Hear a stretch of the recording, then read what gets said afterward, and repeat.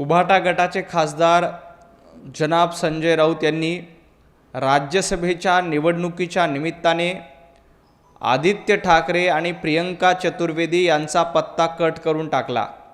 आज सुप्रियाताई सुळे यांनी स्पष्ट केलं की राज्यसभेच्या निवडणुकीला खासदार शरद पवार साहेब देखील निवडणूक लढण्यासाठी इच्छुक आहेत आणि संजय राऊत पहिल्या दिवसापासून हेच सांगत होते आणि ते यासाठी सांगत होते शरद पवार साहेबांचं नाव पुढे करायचं आणि आदित्य ठाकरे आणि प्रियंका चतुर्वेदी यांचा पत्ता कट करायचा हे धोरण संजय राऊत यांचं होतं। त्यानुसार राज्यसभेच्या 7व्या जागासाठी शरद पवार साहेबांचं नाव पुढे करून आदित्य ठाकरे आणि प्रियंका चतुर्वेदींना दूर करण्याचं काम संजय राऊत यांनी धूर्तपणे केलेलं आहे।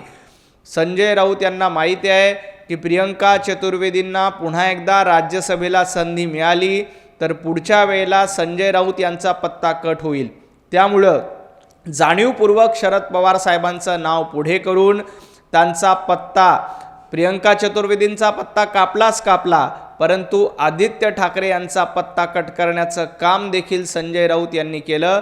कारण प्रियंका चतुर्वेदी या आदित्य ठाकरे यांच्या गटातल्या आहेत आणि आदित्य ठाकरेंच्या गटाला दूर ठेवण्याचं काम या निमित्ताने संजय राऊत यांनी अतिशय धूर्तपणे केलेलं आहे।